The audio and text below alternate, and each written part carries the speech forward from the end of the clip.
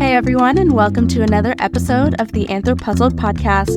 I'm your host, Abby Letzinger, and every 2 weeks we'll explore how anthropologists are forging unique career paths beyond the usual academic sphere. Tune in, get inspired, and start piecing together your own career puzzle within the world of anthropology.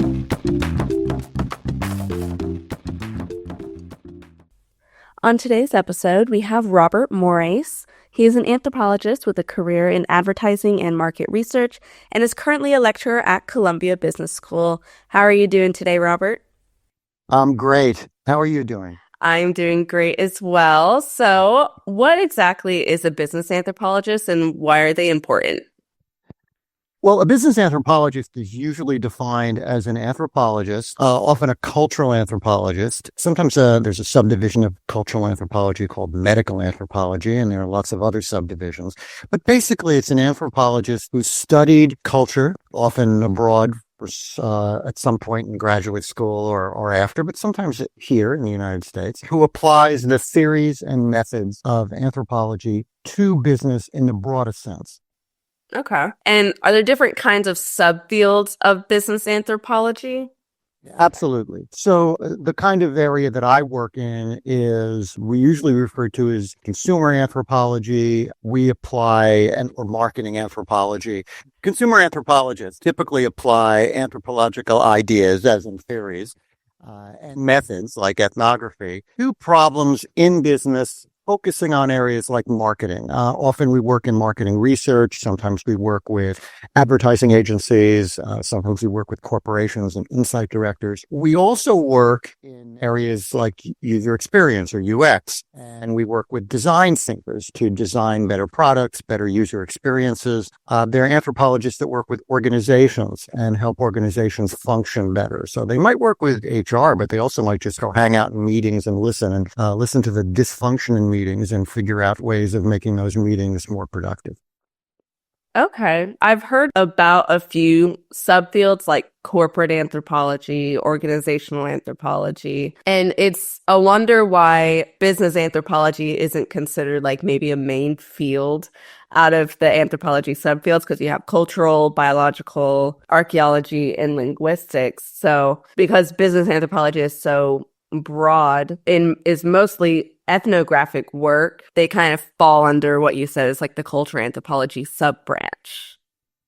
It could. The issue there is that there are some archaeologists, for example, that have businesses. So they might consider themselves business anthropologists.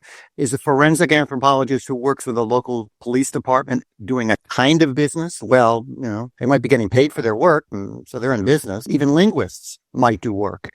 They might help politicians code switch, for example, as consultants. So there are a lot of applications. The way I think of it is that business anthropology is a subfield of applied anthropology. And then within business anthropology, there are all these different areas. Corporate anthropology is it's almost another term for business anthropology, but because of the use of the word corporate, it tends to exclude institutions like hospitals and school systems. So business anthropology is a little broader. So you're right about that. With business anthropologists, like how do you become a business anthropologist? Do you need a business anthropology degree, which now exists, or can you have any kind of mixture of an anthropology or business degree?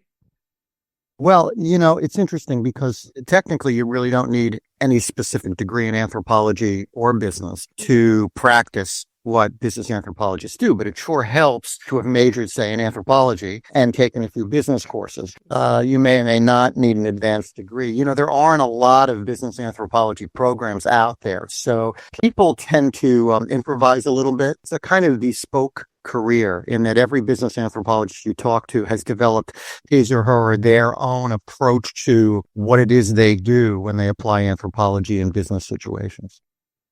Right. And with studying business anthropology, or I guess with market research and advertising, is there a growing trend of individuals who are studying market research, brand insights, the use of AI for marketing? Oh, absolutely. There are, in terms of people entering the field, I hear about people, younger people who have found their way into consumer insight departments or advertising agencies or consultancies that focus on marketing or areas related to marketing. And so I think there are growing numbers of those people. And then as far as applying AI, particularly generative AI, I think there are basically three types of business anthropologists. And when you think about AI, one type is the highly receptive person. That's me. I've been using AI, generative AI, ever since it blew up the marketplace a couple of Novembers ago. Then there are the people that don't quite know what it is, are afraid of it. They're not sure they want to know what it is. They think it's going to take their jobs away or that it's going to make them lazy. And then there's the middle group that's AI curious and interested and is still learning about it. And I think that group is really ripe for using more. And I suspect that a lot of the younger people that are getting in, when I say younger, I would say, in their 30s and under, are very comfortable with generative AI. Hmm. Yeah, I use a little bit of AI to help me, with my podcast. So I definitely think it's a great resource if you use it in the proper way. But definitely it's a great tool to use, but I don't think it's something that you should just base everything on or like rely on it. But which is a great segue into tools, because I saw that you were one of the contributors to the Acorn's new book, Career Tools for Anthropology, the workbook. So what tool or contribution did you make to that? Well, I'll tell you what I did, and then I'll also link that back to using AI as an anthropologist, or whether you're an anthropologist in business or an anthropologist doing focus groups for some other reason. So Elizabeth asked me I'd written a book on focus groups a number of years ago. It's a short little book that I always advertise as a book for people that don't read books. It was written mainly for clients of mine who didn't quite understand how to use focus groups appropriately. And I've been involved in conducted focus groups, I've witnessed focus groups, and I studied focus groups. I taught how to do focus groups. And so Elizabeth asked me to develop a tool on how to conceive of and then execute focus group. And so it's a couple of pages long, and it's a nice little summary, I think, of how to get the job done. I reference a couple of other longer pieces and some books that are really good guides. And it's also good to talk to professionals and maybe even hire a professional a few times to watch a professional do research. If you're a marketing person, you think you can do focus groups, you're better off hiring a professional, watching that person, and then maybe down the road you can do them. Or if you're a student or you're an intern, try to sit in on as many focus groups in the back room, whether it's a virtual back room or an actual back room, and listen and observe and understand how moderators work, from the design of the research all the way through the implication and then the analysis. And on the analysis part, and this gets back to AI, one example that I use in teaching is from a case study for a company called All Nutrition. They're in Latin America. They're throughout Latin America. And they make a number of OTC, over-the-counter nutritionals. And they did some focus groups. And over the course of several weeks, the team was trying to interpret what they heard, trying to come up with themes. And ultimately, it would be hypothetical segments. And then they'd ultimately test those segments in quantitative research. Well, that was a fine process. And that's the way it's been traditionally done, not always over a couple of weeks, but certainly over several days or more. What AI could do and did do is capture some things maybe you didn't see yourself or hear yourself. And it might get you thinking about other areas to explore in your quantitative study. The other thing that AI is really good at is helping you define a market, helping you define what the problems really are. It may not pinpoint the exact problem that you or your client needs to address, but it will give you some ideas. It can help you expand upon your questions. It can help you frame your questions if you're not good at writing questions. So it can help develop an interview guide or an ethnography guide if you're going out and do ethnography. You can then take that information and ask AI to basically do a thematic analysis or a segmentation analysis. It can help you come up with insights, new product ideas. It can help you write a report. So there's a lot that it can do. It is not a substitute. AI is not a substitute for anything you do qualitatively, but it is a really good research assistant. So with focus groups, if you read that little chapter, it's pretty traditional in terms of how you go about doing a focus group. I think I may have mentioned the use of AI in that chapter, but I think by now it's intuitive for a lot of people that lean into AI to say, oh, maybe I'll try using AI for part of this process. Are you noticing an increase of AI usage? Like if you're researching markets, can you tell if someone is using AI to come up with their marketing branding? Well, yeah, it's interesting. With my students, I encourage them to use AI and to be transparent about it. So to say, here's what we use it for, because my students don't write essays, their deliverables are sometimes there are a few paragraphs and sometimes they're PowerPoints. It depends on the project they're working on. The issue of knowing whether or not a professional you use it is a really good question because I can imagine, a marketing research firm getting a call from a client and asking them to do some work, and the marketing research firm relies maybe too heavily on AI. You can't always tell. Some people say they can always tell or mostly tell. I don't think that you can always tell. Most people that are in business now are friendly enough to AI, and they actually expect people to tap into it if they're market research professionals to say, sure, we use AI for a lot of the reasons that I just mentioned, whether it's in qualitative or quantitative. AI can help you with regression analysis or factor analysis.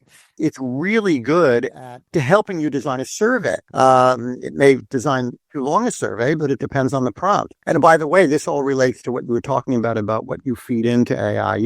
There's an expression in research, garbage in, garbage out. And so the prompt is really everything. When you ask AI a question, you got to get that prompt right. So you have to give it enough background, enough context to really help you think something through. So I think there's an expectation now that AI would be used probably by most marketers, unless you're talking to people, that are in their 60s that or over that are running a marketing research firm, and they may be more traditional. But I don't want to be an ageist because, I'm north of 60 and, I love it. And so I wouldn't assume that someone older would not use it. I would assume that someone younger would probably use it, and I would have a dialogue with them about it. I wouldn't think, oh, I have to worry. Are they going to cheat? Are they going to try to get off with doing less work when the real work is required? I'm not going to think about it that way. What I'm going to think about is how have they used or could they use AI to make their work better? That's what I want to know.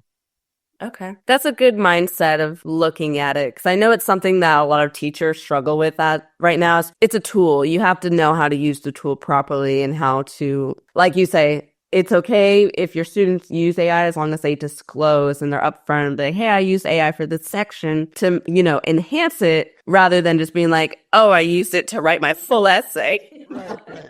Well, the thing is, if they don't use it to make their work better, I'll feel that they're being lazy on the other side. I'll be thinking, it doesn't take that long to get the prompt right. You just have to think it through. Right. And then read what generative AI has to say, or listen to it because you can have it, it can speak back to you. You can speak into it and it'll talk back. And your gray cells will start firing. You'll get ideas you didn't have before. And that's all good. You can even ask AI to think up questions, not just for an interview guide or an ethnography guide, but think up questions or areas to explore that you didn't think about that you should explore. And that's really a good idea. So into the next section, you co-founded the Business Anthropology community. What is the purpose of that entity? Oh, sure. So the purpose of the entity is really to have a landing spot for people who are interested in all things related to business anthropology. Those of us who are involved in it are volunteers. The site is free. There are a lot of resources there. There are links to Journal of Business Anthropology. I think we have a link to the Anthropology Career Readiness Network. When there are new books or articles published, we'll highlight those. But the mission is really to encourage people to get more information, to find out exactly what business anthropology is all about, and then to explore further. So the site is businessanthro.com. And I would encourage you or anyone else interested to go and explore. EPIC is worth exploring. It's really about applying ethnography in business and industry in the broadest sense. Very tech friendly if people are interested in tech, but it explores a number of other areas. And they have lots of useful perspectives and articles. And once a year, they run an incredible conference. So business anthropology leans more into anthropology per se. EPIC is fundamentally about ethnography, but ethnography as a method of anthropology it's almost inescapable that anthropology would come up. And then there are Society for Applied Anthropology and some other areas some other websites that are really good for applying anthropology, but businessanthro.com is very specific. Awesome. And with the business anthro community entity, do you guys like help individuals find internships or jobs or anything like that?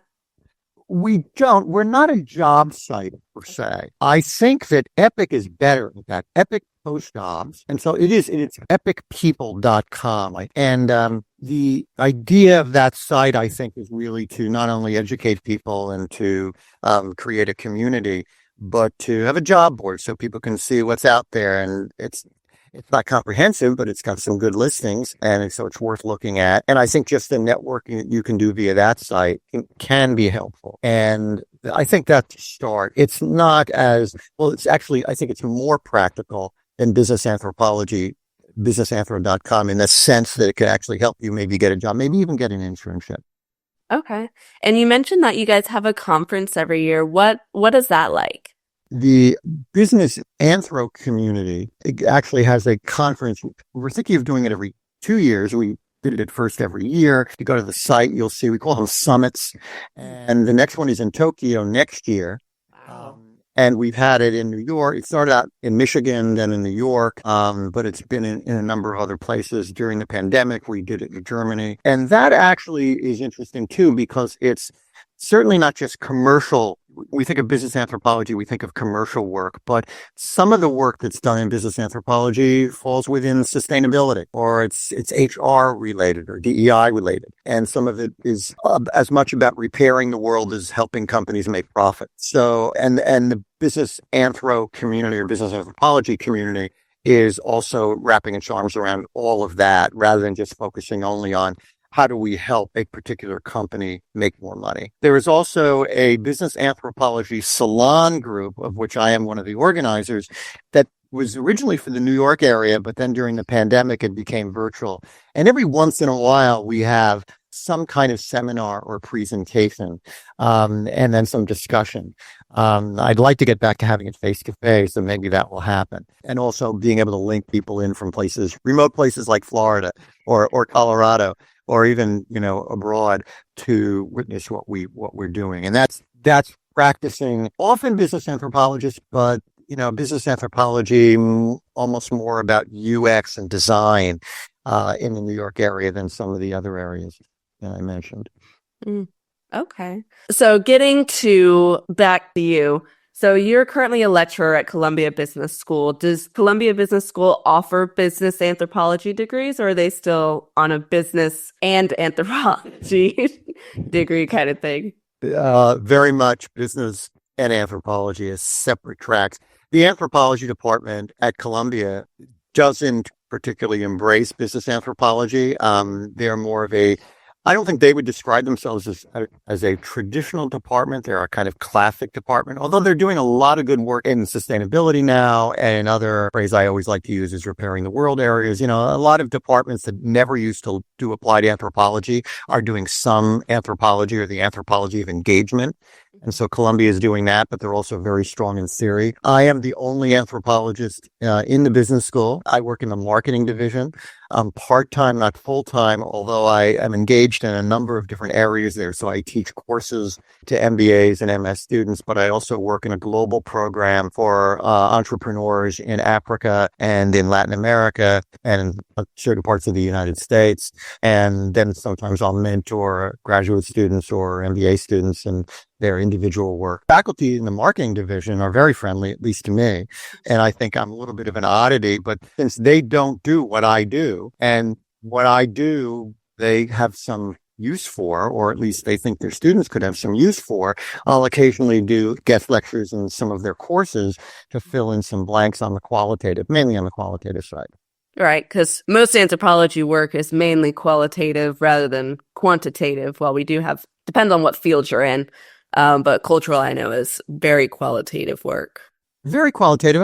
There's more and more receptivity to quantitative applications. And there's a good piece in the Handbook of Business Anthropology from 2014 by someone who talks about essentially mixing more mathematical and anthropological approaches. The other thing is that if you're on the job and you're working in consumer research or you're working in UX or particularly UX and consumer research, you need to know something about quantitative. So at the very least, you need to know how to design a survey and know enough about quantitative methods to know about the kinds of questions you should ask. So if you want to do something like maximum difference scaling, that requires different kinds of questions than if you want to do factor analysis. So you need to know just enough of that to be able to design the right kinds of questions. And I think that's a really useful skill for people in anthropology that want to be in business.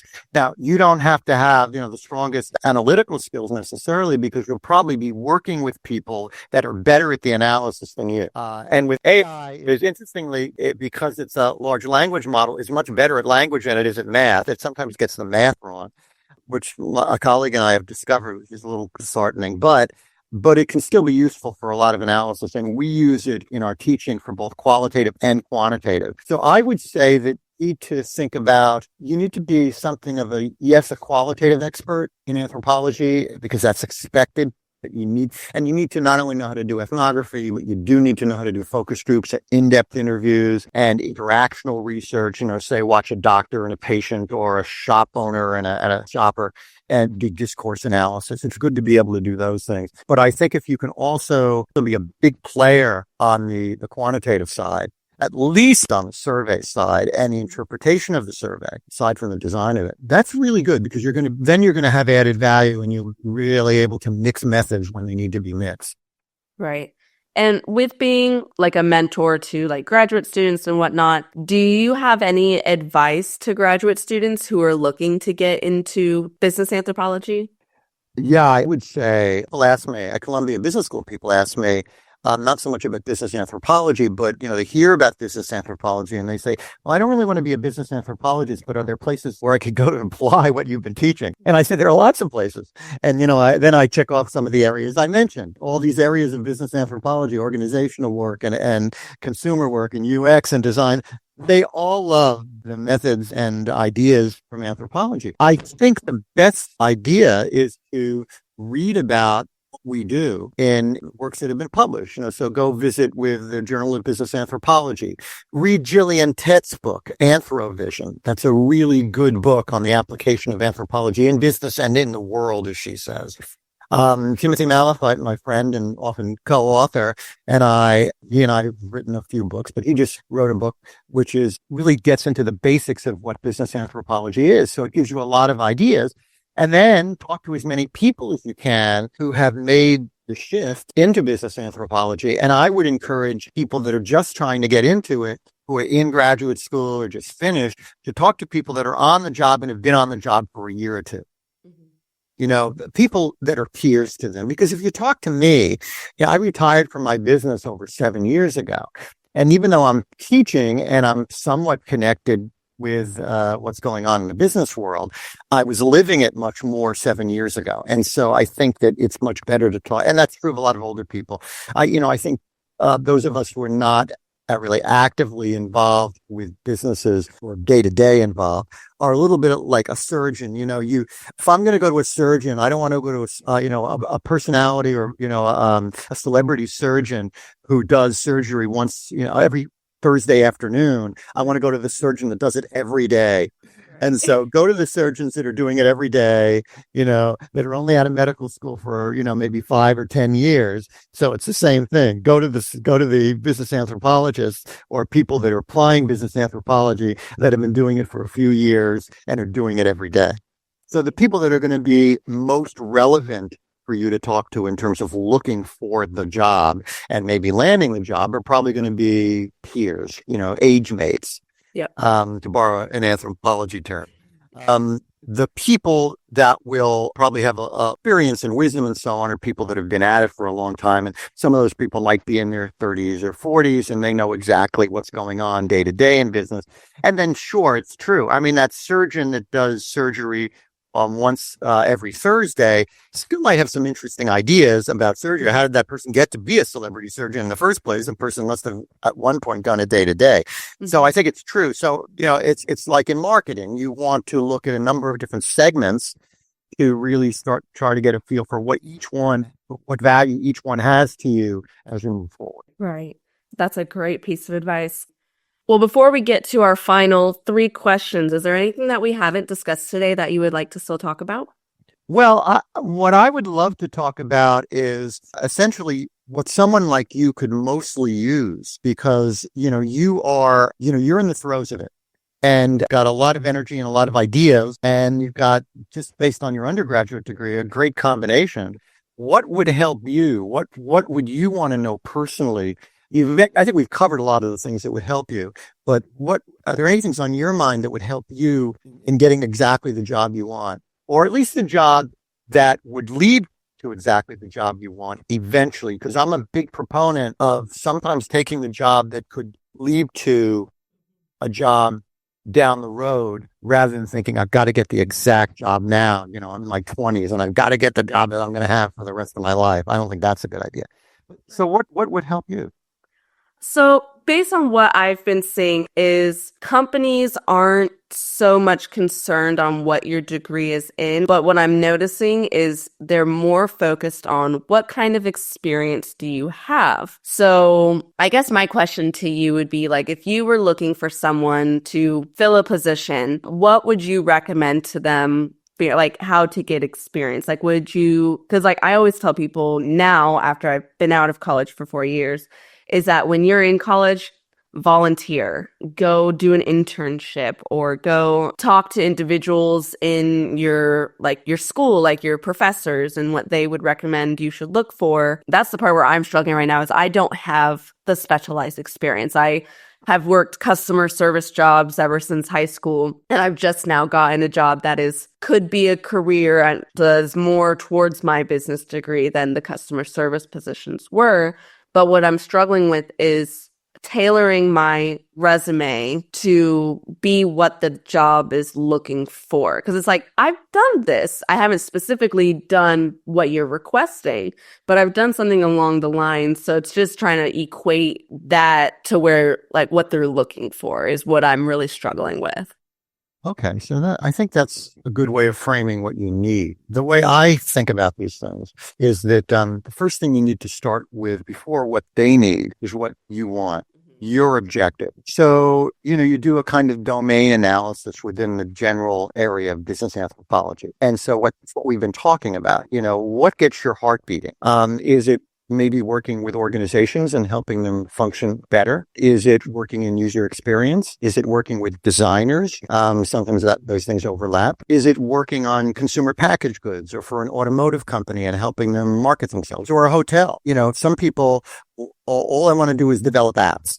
And so, then they're going to be working in design and user experience. But it would be good if you could figure out first, and this would be through just doing thought experiments, seeing yourself in different positions. How do I see myself? Do I really want to work with Elizabeth Bridey, worked with General Motors for 24 years? Do I want to do what she did? Do I want to do what Bob has done over the years? And does that get me excited? And then what's the best way of entering that field is a fair question. And so, and you may not stay in that field, but if you think you want to apply anthropology to business, the first thing to do is figure out generally what domain of business you're interested in. And then the next thing I would recommend would be to go to, say, if you're doing anthropology, you're fundamentally doing some kind of research. And so so I would probably look around, within driving distance of where you live, train distance of where you live, and getting to some market research companies there and looking at their websites, and a lot of them do qualitative research. And you said you're a math person, so you may know enough about statistics, and you may feel comfortable enough about developing surveys. Maybe you've taken some work on surveys, on designing surveys, and doing the kind of data analysis that the findings would lend to the findings. So I would say you pitch yourself to those companies. First, find out if they have a job, right? And so, because it'd be nice to get paid, they may have some entry level jobs. If they don't, see if you can become an intern. And you don't have to be an intern for, 2 years. You might be an intern for 3 months, and you can learn just enough on the job to then parlay that into a real job, either at that company or somewhere else. But I think the experience will really help. It's what they want comes a little bit later, because you have to know, as I said, you have to know what you want. The other thing that you could do simultaneously is look around epicpeople.com and look at some of the courses they offer that would bridge business and anthropology in a much more explicit way than you've probably been able to do. Did you take any courses that bridge the two, or were they basically separate? They were basically separate, yeah. So you're doing that. But that's okay, because what courses on Epic would help you do is make the link. And as would a lot of the readings that I was talking about. So, some of those books I mentioned, or reading some articles on how anthropologists do what they do, you'd say, oh, okay, I see how this works. And I see the applications, and depending on what kinds of articles and books you read, some are broader, like Tim's book is on business anthropology. So there are sections on organizational work and UX and consumer work. And so you get a feel for each one. That's a good place to start. There are a lot of other places you can go. And Epic is a good one, because what they have is very practically driven.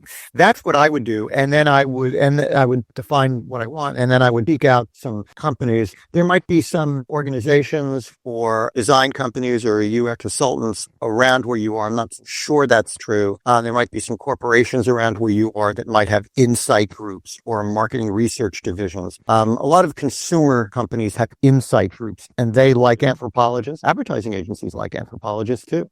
Yeah. I think the hardest part is just finding what it is you want to do. Like, what are you passionate about? Like, what is something that would interest you? Because, I'll go back and forth. I love traveling. If you can't tell, I have all these different travel mementos on my wall. So I love watching cultural documentaries, nature documentaries. I think working as an archive organizational individual in a museum, that would be cool. I'm a very type A individual, so I love organization, and working in a records conversion kind of field, I guess, or job would be great. Analyst jobs, but it's finding jobs that can lead me to those jobs. That is the struggle, because I'm trying to get away from customer service, but most things that I look at it has some kind of customer service base, but I just don't like job hunting. Guys, sucks. But I feel your pain, but I also think that you're doing the right thing, and that you've just described two very different areas. For example, you didn't say, oh, I want to work for a consumer goods company and help them sell pies. Or I want to work for an automotive company and help them have better meeting and better outcomes, to make better cars. And so, right. So there's a little bit of a differential diagnosis of yourself. You eliminate certain things. I have a lot of medical illusions in this conversation, but the differential diagnosis is a way to do it when you're not sure. You say, well, I have these skills. I'm starting there, but of course you can always learn new skills. But I have it in my DNA. I am a certain kind of person, and I think that DNA should be applied on the job. And so then through differential diagnosis, you say, well, so it's probably not going to be as readily applied in certain areas of business anthropology or business as others, or public service. You sort of, and then you start to winnow down, and then you say, as I said before, what gets your heart beating? What can you get excited about doing? And that's when I think informational interviews can make all the difference, because you talk to not just one person, but I would say several people. In qualitative research, we talk a lot about saturation. You don't have to talk to 100 people to get an idea of what the themes of conversation would be. You can talk to maybe 6 people or 10 people, and then you start getting these recurrent themes, and you say, well, I'm hearing a lot of this over and over again, and it's helping me formulate what I do want to do within this job, or even I don't want to take this job, or another domain that I haven't thought about, because a lot of people will tell you about their journeys. People talk about customer journey mapping. Well, there's life journey mapping, obviously. And you could talk to any anthropologist in business that I've met has done other kinds of anthropology and often held other kinds of jobs that have nothing to do with anthropology that led them to the place they are now. whatever job you have in the next few years is unlikely to be the job that you have in the 5 years after that and the 10 years after that. And I think that's what makes working exciting. And also, as you pick up new skills, you want to apply them in different areas. And you may say, well, I really liked working in archives when I was in my 20s, but, now that I'm, 39, I've done that. I've had enough of that experience, but I learned a lot along the way that I could now apply, to another area that you don't even have in your head now. Exactly. So for our final three questions, what changes do you wish to see within the realm of business anthropology? That's a big question. Yes. Well, one of them would be that the anthropologists that go into business really do fully embrace the idea not only of mixing methods, which some of them give lip service to, but I don't know how many of them can really execute. Because I think that businesses are looking for that kind of intellectual dexterity. They want to hire people. If they're hiring you for research and they're hiring you or any kind of research that you might be doing and that relates to anthropology, they're probably not just going to say, we only want you to do ethnographies, because there just won't be enough work of that type for you to do in most organizations. And they'll say, well, we need you to do some focus groups. So we need you to write a survey, or we need you to do some other a kind of research that you may not have. We need you to do some archival research, some desk research, whatever that, a desk research in the old fashioned way, or online analyzing secondary data. So you need to be familiar with all of those things and be able to execute them. So I like to see more people doing that. And sometimes that requires some kind of training, business training. If you have an anthropology degree, it often does, because you can learn on the job, but, it's good if you go in with some understanding of that. On the artificial intelligence front, I think that any anthropologists that are not open to it, at the very least, need to get there fast and need to understand what's going on with emerging technologies to the extent that they are familiar enough to understand what people are talking about if they bring something up. And then even more, be able to apply them in ways that will enhance their value to a company. Because I think, anthropology is such a broad field, but sometimes I think anthropologists have a tendency to become a little over specialized in certain types of qualitative research. And so why not think the way anthropologists think, which is in a way more holistically, more expansively about ourselves and our skills? So I would like to see business anthropologists do that. As far as business anthropology goes, it's very easy to say when you've retired from business, a real commercial job, and you're teaching, to say, I think more anthropologists should think about repairing the world, giving back. But I do think that is not only a laudable objective, but it's a necessary one. And when I say giving back, that's more for people that are more advanced in their careers. But I think to the extent that business anthropologists can seek out jobs that will have a positive impact on society, that's a really good thing. And it could be, you could be working for a consumer packaged goods company and helping them with sustainable practices, whether it's packaging or product innovation, design innovation. So I just think that I see it in a lot of my students at Columbia. Columbia is emphatically interested in doing good work for the world. And I'm not saying that as an advertisement I'm talking specifically about the business school. I think it's largely true of the university. A lot of universities are this way. Mm-hmm. But I think that the business school has a commitment to trying to fix things. And I think anthropology should get aboard that train. I'm not saying you should live in a box if you can't get a job in the Repairing the World initiative, but I think it's something that would be a really good idea. And I'd like to see business anthropology do more of it. And a lot of business anthropology summits that I've seen in the last couple of years have been focusing on that quite sharply. That's amazing. So what do you enjoy about the field of anthropology, or business anthropology, if you want to be specific? Oh, well, for me, it's the confluence of this sort of something that's really, in a way, ethereal, which is the concept of culture, and understanding what culture is, and the way that anthropologists think, a kind of anthropological sensibility, what that is, which can be a little vague. You can try to describe it. You can try to define culture. I have a definition of culture that I use with my business school students, and then it's derived from, over 100 years of anthropologists struggling to define what culture is. But I enjoy that very much because it's a challenge to try to convey to business school students how they should look beyond the kinds of typical marketing analytical frameworks they use, or the psychological frameworks that they fall back on when they try to understand consumers, or demographics or behavioral data. So anthropology brings something that I coined a term many years ago. I don't think it has much traction, but I like it, called cultural graphics.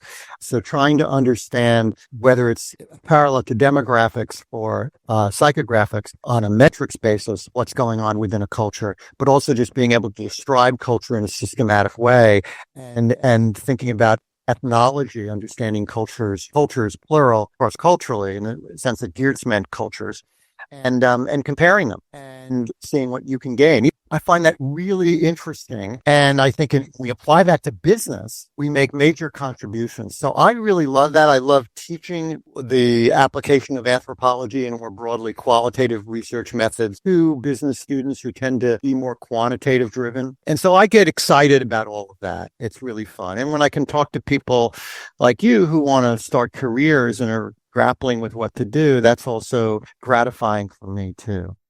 It's enjoyable talking to all these different individuals who have done different careers with their anthropology degrees, because you don't, well, I didn't. When I was an undergrad, I didn't realize exactly how many jobs or different kinds of jobs there were out there, because in my mind you're either a professor or you work in a museum and that's it.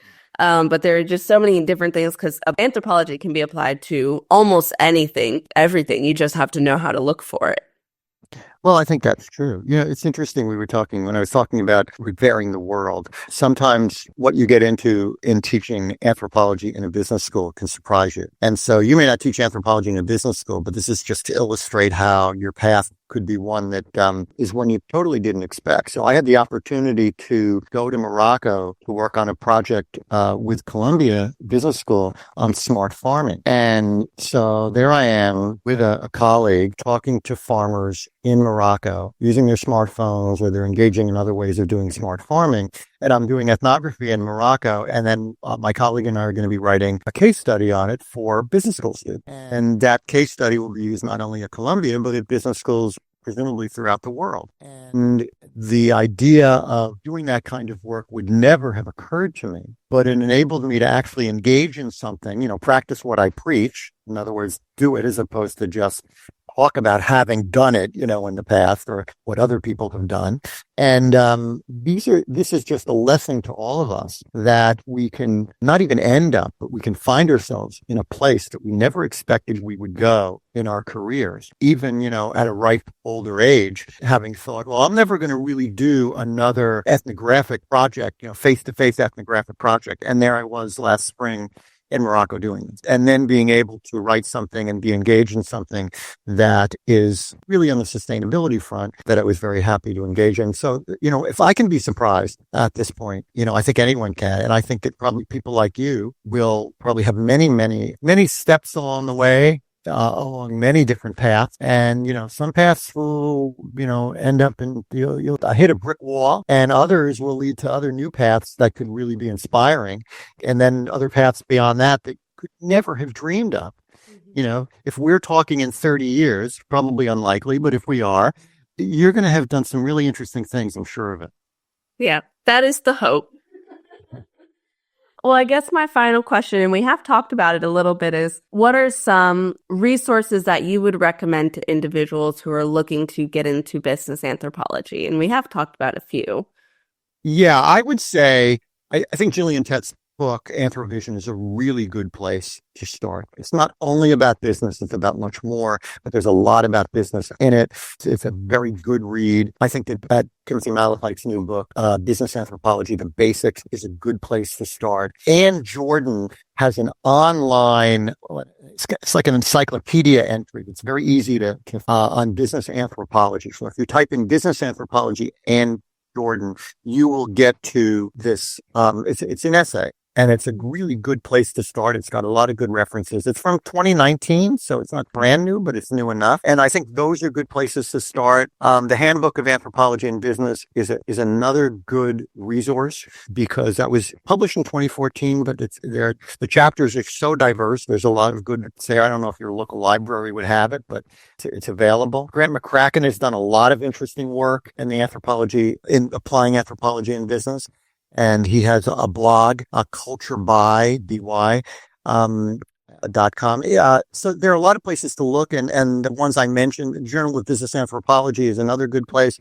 Sometimes there are articles in Human Organization. Sometimes there are good leads on Society for Applied Anthropology, and as I mentioned, Epic. Great resources, and also the businessanthrop.com. I think those are really good ones. There's an article that I've written two articles fairly recently that are open access. One of them from 2020, it's called Inspiring Brand Positionings with Mixed Qualitative Methods. And that's in the Journal of Business Anthropology. And that contrasts the work of a psychologist and then myself, an anthropologist, working on a pet food. And converting that into a case study for business students at Columbia. So that'll be read by them, but it's just an academic article. And the other one that I did a little more recently for a journal called Teaching Anthropology, it's called Toward a Pedagogy for Consumer Anthropology, Method, Theory, and Marketing. And that basically was the application of some research I had done on baked goods in classrooms to see if I could introduce business school students to a little bit of anthropological theory and have them apply it marketing. And it was a fun exercise to do in class, and that experience in class is reported in the article. And then it's a supplement to that article that I wrote, a little blog piece that takes the article a little further into the applying generative AI to the work. So I actually fed in the findings that were described in the article to ChatGPT and charged ChatGPT with using 3 different anthropological Siri domains and come up for each one of those with 4 marketing ideas. Oh, wow. It did. So then what I do in my teaching is I have the students generate ideas based on the way I describe what was in the article. And then I show them what ChatGPT came up with and that we talk about the comparison. So those are the things that I'm doing, and they're illustrative of what some people can do if they want to apply anthropology in business. Perfect. Well, thank you so much for coming on my podcast with me. I really enjoyed talking about all things business. It's definitely a field I feel is growing as we get more trying to work on sustainability and working with companies to ensure that their product is not only sustainable, but also is benefiting the people and not just for profit. I think that business anthropology has a great role to play in the world that we are trying to create in a better world. So thank you so much for coming on my podcast with me. I really appreciate it. Great. Well, I'm happy to do it. And do me a favor. Yes. Let me know how you're doing. Because you're doing a really brilliant thing. I don't know if your friends and family have underscored this with you. I'm sure they've told you, which is, you're doing your informational interviews via a podcast. So there are other people that are doing this too, but you're probably just the newest out of school to do this, and to do this so soon out of school is really impressive. But you talk to all these people, even if you don't use the podcast, even if they don't get out there, you have them, and you can line them for all kinds of valuable insight and information. And that's why I have high hopes for you and how you're going to move forward, wherever you go. Oh, thank you so much. I really appreciate it. And I'm definitely looking forward to seeing where this will go for me as well. But I just want to say thank you again for coming on my podcast. I really had a great time talking with you today, and I look forward to any future chats that we may have. I hope you have a great rest of your day. Okay, Abby, take care. Bye. Thanks for listening to another episode of Anthropuzzled. This show was produced by me. A special thanks to Cheyenne Brewer for editing the website and episode descriptions, and to Leah Akers for the incredible logo design. The music is courtesy of Chad Crouch, aka Poddington Bear of Sound of Picture. If you have any questions, you can reach me at abby.letzinger@anthropuzzled.com. That's abby.letzinger@anthropuzzled.com. Or as Anthropuzzled on Facebook, Instagram, Reddit, or YouTube. Until next time.